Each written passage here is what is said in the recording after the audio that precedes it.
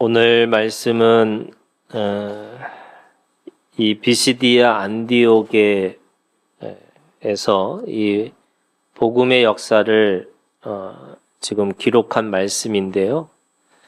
이 바울과 바나바가 이 비시디아 안디옥에 이르러서 안식일에 회당에 들어가서 하나님의 백성, 그 유대인들에게 하나님의 말씀을 전한 것입니다. 그것이 지난주 설교의 주제였죠. 13장에 있는 말씀에 보면 그 설교의 핵심은 그런 겁니다. 결국에는 그 예수님을 통해서 그들이 죄사함을 받았다. 이거를 얘기를 하고 있는 거죠. 그런데 오늘 말씀에 보면 이 13장 14절 15절에 그들이 안식일에 들어가서 회당에 들어가서 설교를 하는 겁니다. 42절에 보면은 그 42절이 다음 안식일에도 이렇게 얘기합니다. 이 말씀을 하라 하더라 이렇게 얘기하는 거죠. 그리고 44절에 그 다음 안식일에는 온 시민이 거의 다 하나님의 말씀을 듣고자 하여 모이니. 그러니까 3주를 통해서 그들이 똑같은 설교를 들은 거죠. 그것이 제목이 뭐냐면 예수 복음이죠. 38절에 보면 그 모든 설교의 핵심의 요절이 38절에 있는 말씀입니다. 너희가 알 것은 이 사람을, 예수죠, 힘입어 죄사함을 너에게 전하는 이것이며 또 모세의 율법으로 너희가 의롭다 하심을 얻지 못하던 모든 일에도 이 사람을 힘입어 믿는 자마다 의롭다 하심을 얻는 이것이라. 예수를 믿음으로 의롭다 되었다. 그리고 그 의롭다라는 것이 죄사함이라고 얘기하는 거죠. 죄사함이라는 것은 과거, 현재, 미래 이거죠. 그러니까 하나님은 영원하신 하나님. 그래서 영원한 죄사함이 우리 가운데 있는 거죠. 그게 영원한 복음이라고 얘기합니다. 우리에게 주신 기쁜 소식이라는 것은 그냥 한순간에 그런 것이 아니고 영원한 복음, 영원한 죄사함, 또 영원한 구원이라고 하는 것을 우리에게 주셨다라고 말씀하시는 거예요. 이것을 바울과 바나바는 그 비시디아 안디옥의 그 회당에서 3주 똑같은 설교를 그렇게 했다고 하는 겁니다. 말씀이라는 거는요, 여러분, 저는 새로운 것이 아니라고 생각해요. 그리고 가장 중요한 것이 뭐냐? 예수를 전하지 않는 복음은 거짓이죠. 사람들은 예수에게다가 더 하나를 붙이고 싶은 것들이 있어요. 그것이 인문학이든 또는 철학이든 또는 어떤 이론이든 뭐 이런 것들이 있는 거죠. 근데 여러분, 2000년 동안 아니죠. 모든 구약과 신약을 지금까지 모든 것의 복음은 바로 이 예수를 이야기하고 있는 겁니다.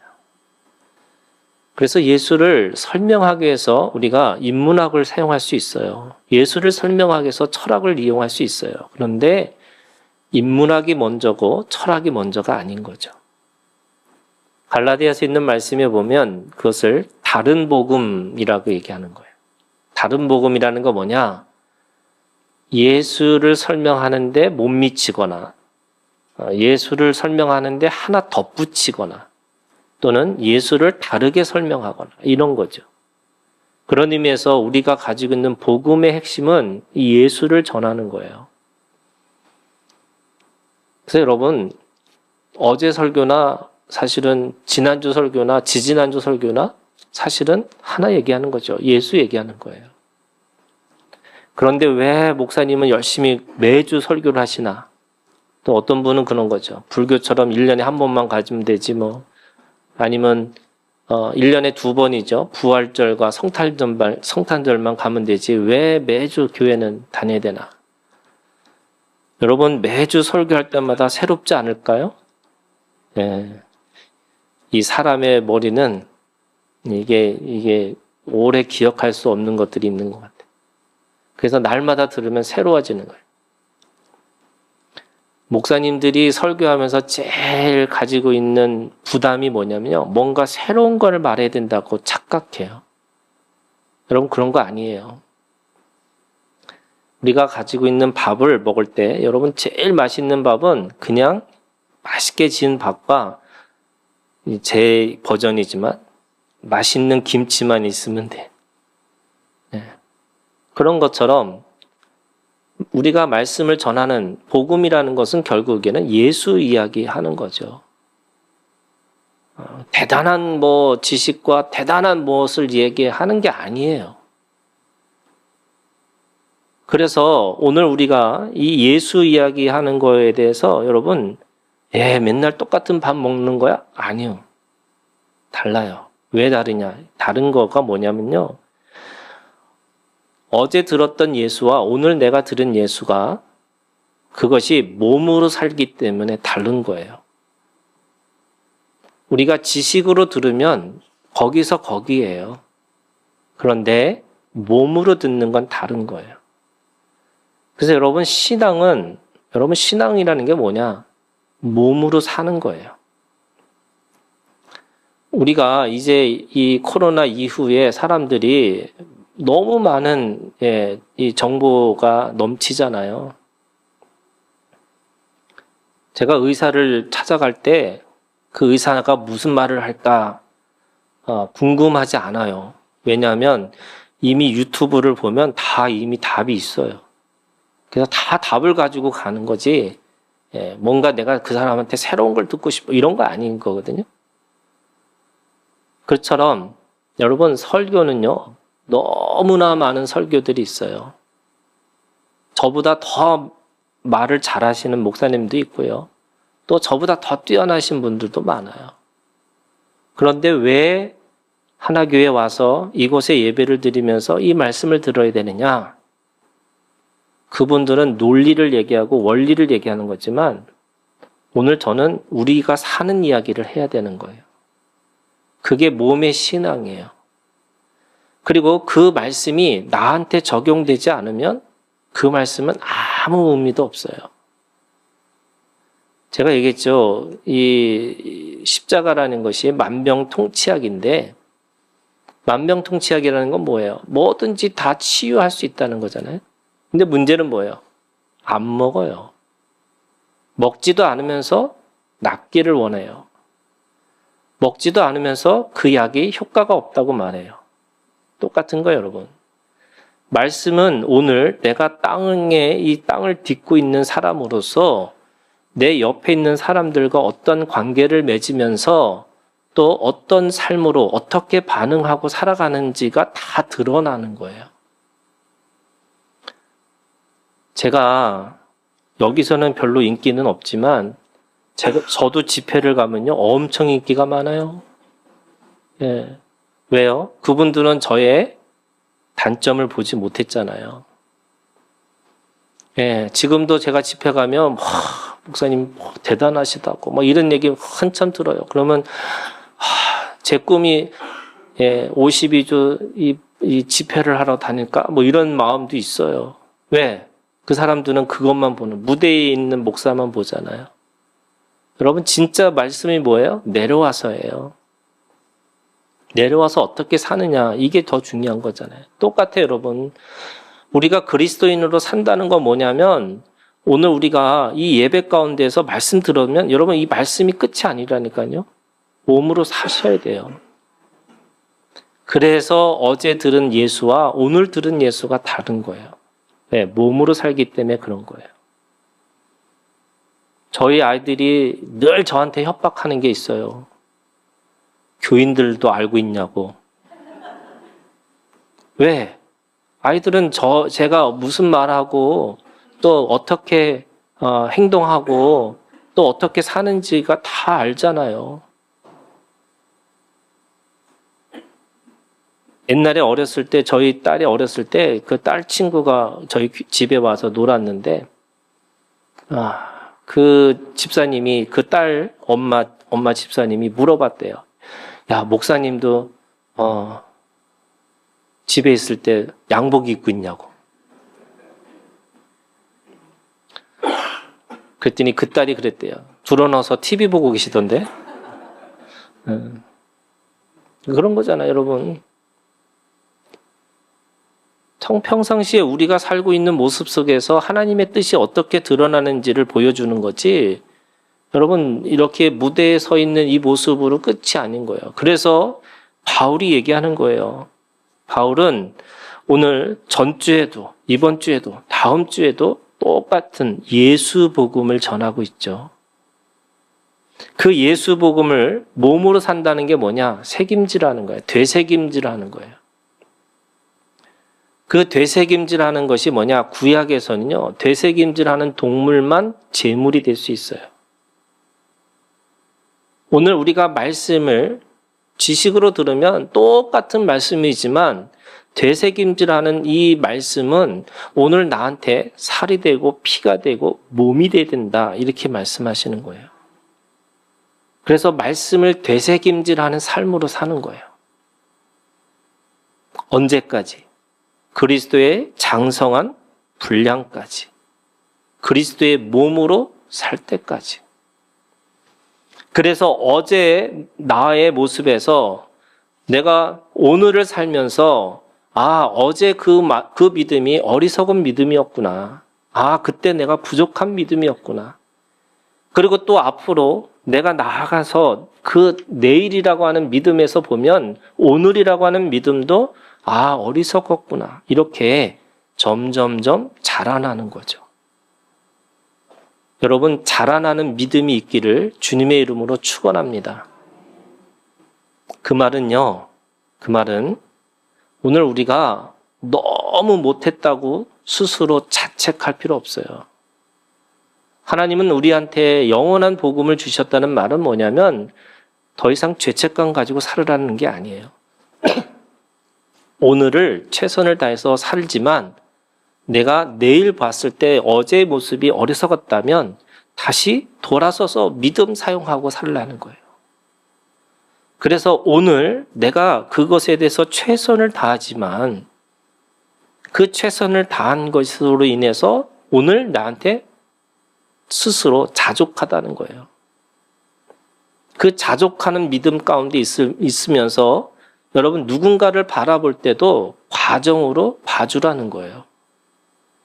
오늘 바울과 바나바는 똑같은 예수 복음을 전하는데 그 전하는 과정 속에서 어떤 일이 벌어지냐면 그 비시디아 안디옥에 있는 모든 시민들이 그 예수 복음을 통해서 사람들이 변하기 시작했어요. 그래서 예수 믿는다는 게 뭐냐? 저는 변화라고 생각해요. 어제 생각했던 그 생각에서 예수 복음, 그 예수의 이야기를 듣고서 내가 예수로 살아야 되는구나. 그 예수로 살아야 되는 믿음을 한 발자국 한 발자국 내딛고 살아야 되는 거구나 라고 하는 것에 변화가 시작되는 거죠.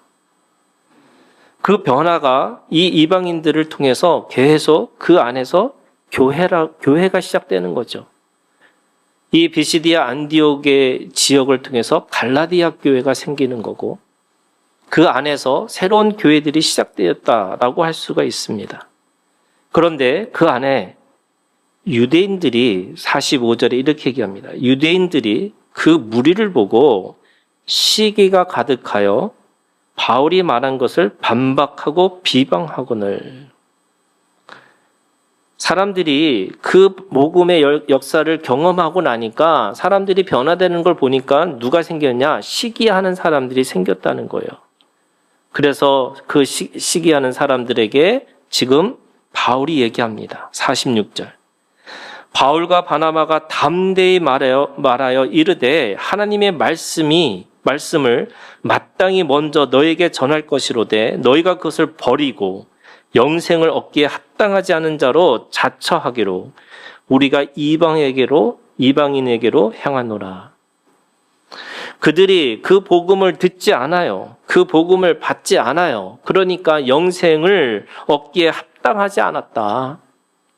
그래서 이방인에게 그들에게 말씀을 전한다. 이렇게 얘기합니다. 바울은 로마서를 통해서 이렇게 얘기해요. 누구든지 주의 이름을 부르는 자는 구원을 받으리라. 복음에 어떻게 보면 모든 사람들에게 복음이 열려 있다라고 얘기하는 거죠. 누구든지예요. 그런데 여러분 누구든지가 아니고 사실은 그 누구든지에 뭐냐면 믿는 누구든지예요. 먹는 만병통치약이에요. 먹어야죠.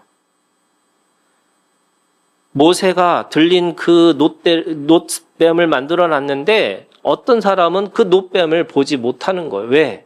뱀에 물렸기 때문에 그 뱀의 상처 때문에 또다시 뱀을 보기 싫은 거죠. 그래서 그 들린 놋뱀을 보는 사람이 있으면 누구든지 낫는 건데 어떤 사람은 그 안에서 죽음을 당하는 거죠. 자기의 상처와 자기의 아픔과 자기의 한계를 직면하지 않으면 구원에 이르지 못하는 거죠. 그것이 부딪히는 돌과 거치는 반석이라고 얘기하는 거예요.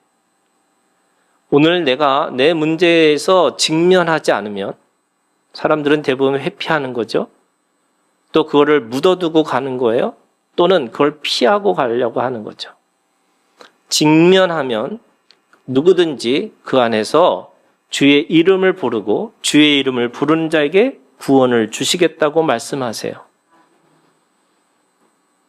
그러면서 로마서 11장 11절에 구원이 이방인에게로 이르러 이스라엘로 시기나게 합니다. 이렇게 얘기합니다. 무슨 말이냐면 구원을 허락하신 이스라엘이 그것을 믿지 않으니까 그것을 먹지 않으니까 어떻게 하냐면 이방인에게서 먼저 구원을 이루시는 걸 보면서 그들에게 내가 잘못한 것이 뭐지? 라고 돌아보게 하게 하신다는 거예요. 그러면서 로마서 11장 25절 이방인의 충만한 수가 들어오기까지 이스라엘의 덜어는 우둔하게 된 것이다. 이렇게 얘기하는 거예요. 사람들에게 우둔하게 했던 이유가 뭘까? 그것이 이방인의 충만한 수를 채우기 위한 하나님의 모략이고 하나님의 방편이었죠. 여러분 다른 거에 시기하지 마시고요. 여러분 믿음에 시기하는 자가 되기를 주님의 이름으로 축원합니다. 좀 그러셨으면 좋겠어요. 남의 집 가서 너무 집이 좋다고 해서 그거에 시기하지 마시고 누가 잘 되는 꼴 배 아파하지 마시고 여러분 영적인 것에 내가 이거에 대해서 이게 정말로 시기하는 마음이 생겼으면 좋겠어요. 좋은 것에. 시기라는 말 자체가 여러분 좋은 단어는 아니에요. 그런데 하나님은 어떻게 하시냐면 미련한 자, 약한 자를 들어서 강한 자를 부끄럽게 하신다는 거예요. 우둔한 자를 들어서 가장 지혜로운 자들을 부끄럽게 하시겠다는 거예요. 가난한 자를 들어서 가장 부한 자를 부끄럽게 하시겠다는 거예요. 부끄러움을 하셔야 되는 거죠. 여러분 오늘 우리가 하나님 앞에서 유대인들이 지금 비방하고 있지만 거꾸로 어떻게 했냐면 48절에 이방인들은 뭐냐면 찬송하고 있어요.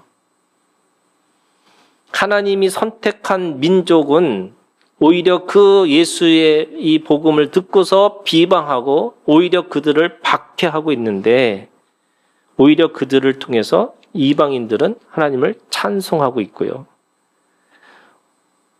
이 50절에 있는 말씀에 보면 유대인들, 경건한 귀부인들과 그 신의 유력자들을 선동하여 바울과 바나바를 박해하여 그 지역에서 쫓아내려고 하고 있어요. 그런데 51절 두 사람이 그들을 향하여 발에 티끌을 떨어버리고 이고니온으로 가거늘 제자들은 기쁨과 성령이 충만했다. 이렇게 얘기합니다. 발에 티끌을 떨어버렸다라고 하는 이 표시는 당신과 나와 아무 상관이 없다 이런 뜻이기도 하고요. 또 어떤 면에서 그들이 가지고 있는 그들의 그 박해나 그들의 비방이나 그들이 가지고 있는 그 비난이 우리에게는 아무 의미도 없다. 이렇게 얘기하고 있는 거죠. 저는 여러분 미움받을 용기로 사셔야 돼요. 우리가 착각하는 것 중에 하나가 그런 거예요, 여러분. 사람들의 비난이 뭐예요? 맞아요. 틀린 게 아니라니까요. 많은 비난이라고 해서 그것이 문제긴 하지만 여러분 그 비난이 맞는 얘기예요. 그런데 문제는 그 비난에 죽으면 안 돼요. 아니 제가 얘기했잖아요, 여러분. 제가 목사님들한테 건방지고 무례한 사람이라고 소문이 났다고. 그래서 제가 너무 힘들어서 더 건방지고 무례한 목사님한테 상담을 했어요. 목사님 이럴 때 어떻게 해야 돼요? 그랬더니 저한테 그런 거잖아요. 인정하시라고. 그걸 어떻게 하냐고. 그래서 그러면요, 인정하면요. 그리고 하고 싶은 대로 하라고. 이야, 진정한 건방지고 무례하신 목사님이시구나. 제 별명을 제가 건무선생이라고 한 거예요. 여러분, 세상은 우리한테 좋은 말 하지 않아요. 세상은 우리한테 왜 그렇게 사냐고 계속 우리한테 공격해요. 또 그 공격을 너무 그냥 이 쓰레기통을 주워가지고 뭘 공격하는지 막 뭐 이렇게 뒤집어 쓰고 뭐 이렇게 할 필요는 없지만 여러분 그냥 인정하셔야 돼요. 그래, 내가 부족하지. 내가 연약하지. 그래서 뭐예요? 예수가 필요한 거예요.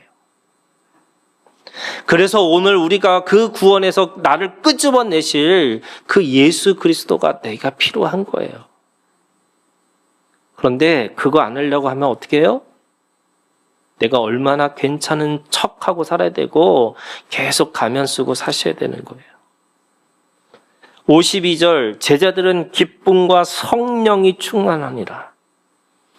박해가 오고 비난이 오고 어떤 순간에도 그들은 그 기쁨을 빼앗기지 않았어요. 그들은 성령이 충만하신 것들에 대해서 내가 그것을 빼앗기지 않으셨어요. 세상에 아무리 우겨싸고 100만인이 나를 공격한다 할지라도 여러분 기쁨이 여러분 우리의 것인 것을 여러분 믿으시고 여러분 그거 빼앗기지 않기를 주님의 이름으로 축원합니다. 기뻐하셔야 돼요. 왜요? 영원한 복음이 있기 때문에. 영원한 죄사함이 있기 때문에 그런 거예요. 내가 뭐가 무슨 죄가 있길래 이거 계속 묻기 시작하면 여러분 끝이 없다니까요.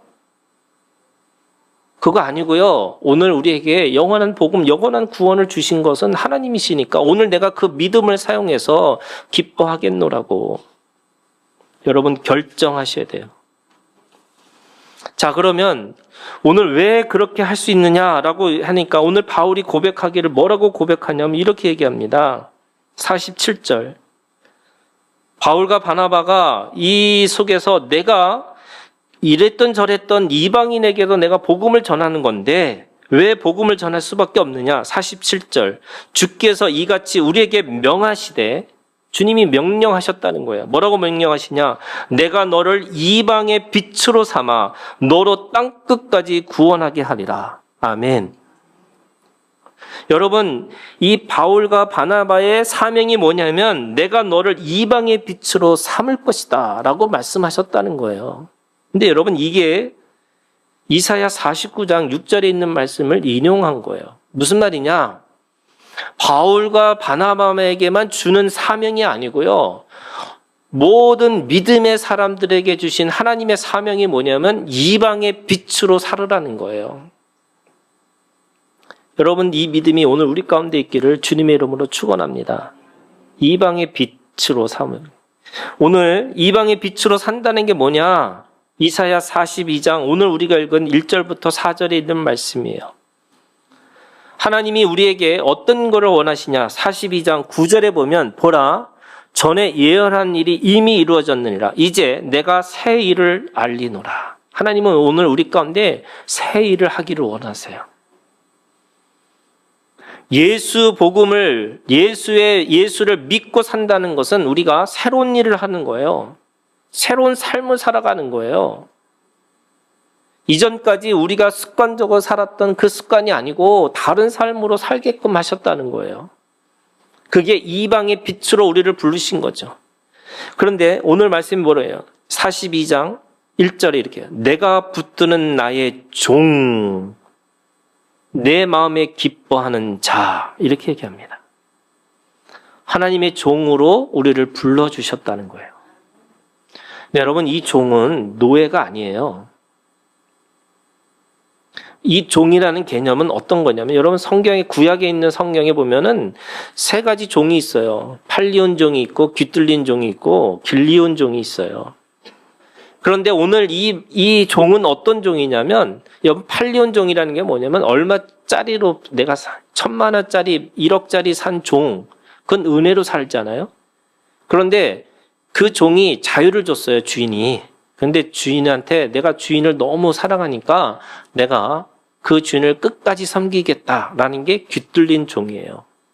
그건 자원함이에요. 은혜의 종보다 자원하는 종이 더 주인하고 더 같이 갈 수 있는 거죠. 그런데 더한 종이 뭐냐면 그 집에서 나서 그 주인의 자녀와 같이 함께 자라난, 집에서 길리우고 연습한 종이 있어요. 그것이 길리온 종이에요. 그 길리온 종은 아브라함에게서 어떤 거냐면, 아브라함이 후손이 없으니까 그 후손에게 물려줄 모든 유산을 그 엘리에셀이라고 하는 길리온 종한테 다 주겠다는 거예요. 왜? 주인과 그 종은 함께 자라난 길리온 종이기 때문에 그래요. 주님은 오늘 우리한테 어떤 종으로 부르셨냐면 길리온 종으로 부르셨어요. 주님이 나를 낳으셨어요. 나와 함께 그 낳는 모든 과정들을 함께 보셨어요. 그래서 그 모든 하나님의 것들을 나에게 줄 수 있는 종으로 우리를 불러주셨다는 거예요. 그래서 하나님의 종을 통해서 하나님의 일들을 감당하시는데 어떻게 하시냐? 곧 내가 택한 사람을 보라. 내가 나의 영을 그에게 주었은즉. 첫 번째, 여러분 이방의 빛으로 우리를 부르셨다는 말의 뜻이 뭐냐면 하나님의 영을 통하여 그 어둠 가운데서, 이방의 그 사람들 가운데서 우리를 살게끔 하셨던 능력을 우리에게 주셨다는 거예요. 그래서 하나님의 영을 받은 사람에게는요, 여러분 제일 먼저 귀가 열리는 거잖아요. 하늘의 소리를 듣고 하나님의 마음의 소리를 듣고 하나님의 뜻의 소리를 듣기 시작하는 거죠. 그리고 하나님의 눈을 가지고서 구별하고 분별하고 성별할 수 있는 능력이 생기는 거죠. 그리고 이제는 내 말로 하나님의 그 말씀을, 사랑의 말을 전할 수 있는 능력자가 되게 하시겠다는 거예요. 그게 뭐예요? 성령이, 영이 우리를 통해서 일하게 하시는 것을, 그렇게 우리를 통해서 일하시게 원하신다는 거예요. 하나님의 능력이 뭐냐? 오늘 우리가 눈이 열리고 귀가 열리고 우리의 입이 열려서 하나님의 나라와 하나님의 것을 노래할 수 있는, 아니 선포할 수 있는, 아니 그것을 위해서 여러분 내가 증거할 수 있는 증인의 입으로 우리를 세워주셨다는 거예요. 그래서 오늘 여러분 우리의 삶 속에서 그거 얘기하고 사셔야 돼요. 그거 말하고 사셔야 되는 거죠.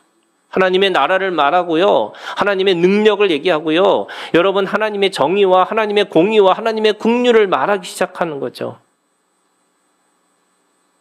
영을 통하여 하나님의 능력을 받은 종이기 때문에 그래요. 42장 1절에 나의 영을 그에게 주었은지 그가 이방에 뭘 하고요? 정의를 베풀이라. 하나님은 오늘 우리가 하나님의 정의를 베푸는 자로 살라고 말씀하세요. 여러분 공의와 정의라는 건 뭐냐면 하나님의 기준이에요. 여러분 하나님의 기준을 가지고 살으라는 거죠. 하나님의 기준이 우리 가운데 있다는 거예요. 여러분 오늘 우리가 하나님 앞에서 내가 하나님의 기준, 내가 뭐예요? 자예요. 자라는 거 있잖아요. 여러분 이게 몇 센치인지 어떻게 알아요? 자를 대면 되죠. 아 이게 몇 센치구나. 세상이 구부러지고 세상이 잘못됐을 때 모든 그리스도인들이 하나님의 캐논이라고 하는 하나님의 자가 되어서 하나님 앞에 있는 그 모든 기준들을 사람들에게 드러내고 살라는 거예요. 근데 어떻게 하라고요? 2절에 보세요. 그는 외치지 아니하며 목소리를 높이지 아니하며 그 소리를 거리에 들리게 하지 아니하며. 이게 무슨 말일까요? 여러분, 온유와 겸손으로 하는 거예요. 이게 잘하고 사람들에게 그렇게 외치는 거지만 어떻게 외치느냐? 온유와 겸손으로 외치는 거죠.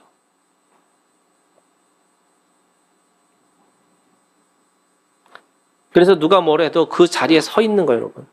저는 그게 굉장히 중요해요. 이런 기준이라는 게 뭐예요? 서 있는 사람이에요. 모든 그리스도인들은 저는 예를 들어 기준이 되는 거예요. 내가 거기 서 있는 거예요. 누가 뭐래도, 바람이 불어도, 누가 어떤 사람이 비방하고 누가 뭐라고 박해해도 그 자리, 하나님의 자리, 그 자리를 지키고 있는 거죠. 바울과 바나바는 사람들한테 비난을 받아요. 여러분, 그 당시에 유대인들이 다른 종교를 믿는다는 건 쉬운 일이 아니에요. 여러분, 유대의 공동체에서 쫓겨나는 거예요. 그 말은 무슨 말이에요? 먹고 사는 문제가 힘들어질 수 있다는 거예요. 모든 사회적 관계가 사회적 죽음이 있을 수 있다는 거예요.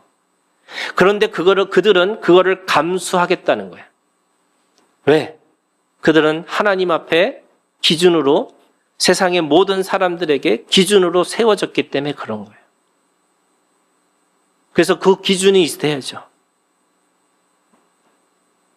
교회의 기준이 되고 내가 가지고 있는 그 직업에, 그 삶의 기준으로서 살려고 하는 거죠. 모자르죠. 부족하죠.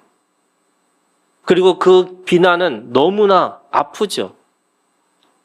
너무나 당연하게 사람들이 얘기하는 거죠. 그런데 여러분, 그래도 서 있는 거죠. 왜? 하나님이 우리를 이방에 뭘로 불러주셨다고요? 정의를 베푸는 자로 우리를 세워주셨다는 거예요.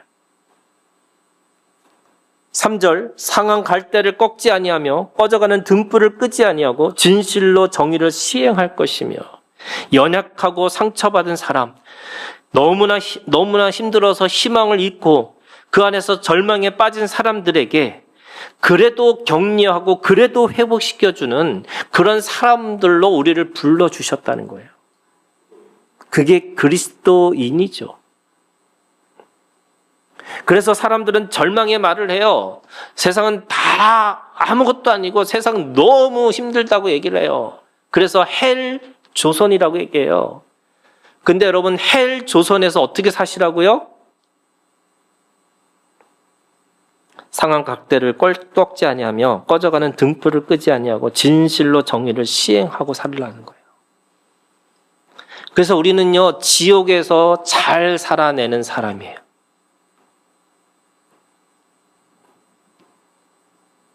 아멘 하세요. 대한민국 힘들고 어려워도 여러분 잘 사셔야 돼요. 어떻게 해요? 기쁨과 성령에 충만해가지고. 세상이 나를 또는 세상에 다 비관의 말을 하고 있어도 우리는 그거 잊어버리지 말아야 되는 거죠. 그리고 기준에 서 있는 거예요.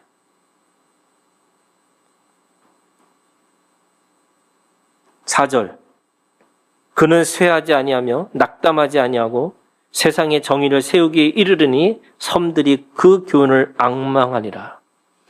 어려움에도 굴하지 않고 끝까지 하나님의 일들을 감당하겠다는 거예요. 제가 얘기했죠, 여러분. 죽으면 악인이고 살면 의인이에요. 우리는 예수 그리스도를 믿는 순간에 죽음이 없는 사람들이에요. 그를 성경은 잠잔다고 해야지 다시 깨어날 존재로 보고 있는 거지 죽었다 이렇게 얘기하지 않아요. 그러면 오늘 우리가 주님 안에서 어떤 어려움과 어떤 문제가 있다 할지라도 여러분 그 안에서 죽는 자가 아니라 산 자로 사셔야 되는 거예요. 여러분, 이방의 빛의 신앙이 있어요. 이 이방의 빛으로 살아가는 이 믿음이 어떤 거냐? 어둠 속에 길을 잃을 때 진리는 우리 가운데 올바른 길을 비춰주는 거예요. 여러분, 그 길이 진리의 길이에요. 오늘 우리가 어떤 것을 붙잡고 사느냐? 진리이신 예수 그리스도. 여러분 그분을 바라보기를 주님의 이름으로 축원합니다. 세상의 모든 어둠 가운데 있는 사람, 절망의 순간에 그 빛 가운데 있는 사람들에게도 오늘 우리는 그들에게 예수 그리스도의 빛이 우리 가운데 있고 그 희망의 빛, 소망의 빛, 로마서로 말하면 아무것도 없는 것 속에서도 믿는 게 소망이라고 그랬잖아요. 뭐가 있기 때문에 있는 그것이 믿는 것은 그냥 그거를 믿는 거지 여러분 그건 소망이라고 부르지 않는다는 거예요. 아무것도 없는 것 속에서도 우리는 소망을 말하는 거죠. 그게 뭐예요? 여러분 소망의 빛으로 오신 예수 그리스도예요. 오늘 그 어둠 속에서 우리는 끝까지 그 빛 가운데 빛으로 불러주셨으니까 우리를 빛이라고, 빛이 되라고 하는 게 아니라 빛이라고, 우리의 존재감이 빛이라고, 그래서 그 자리를 지키고 오늘 세상을 따뜻하게 만들어주는 사람이 우리예요. 여러분 세상에 그 어둠이 가지고 있는 속성이 뭐냐면 싸늘함이에요. 저는 예배 드리면서 이런 거 여러분들의 얼굴이 너무 온화한 얼굴이었으면 좋겠어요. 예.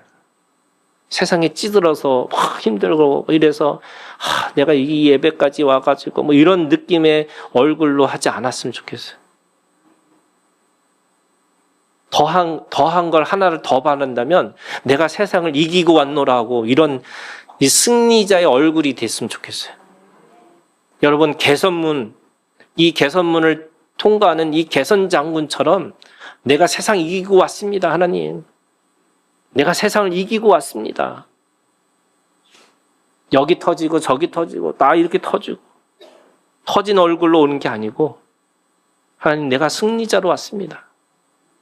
이 얼굴이 되시기를 주님의 이름으로 축원해요. 또 이렇게 얘기했더니 목사님 제가 얼마나 어려우신지 어떻게 내 사정도 모르시면서 몰라요. 그런데 그럼에도 불구하고 그리 아니하실지라도 여러분 우리의 얼굴이 예수 그리스도의 얼굴이 돼서 이방 가운데 모든 어둠 가운데서도 정말로 그 빛의 역할을, 빛의 능력을, 그 빛의 역할을 온전히 감당하는 오늘 우리 하나교회 모든 성도들이 되시기를 주님의 이름으로 축원합니다.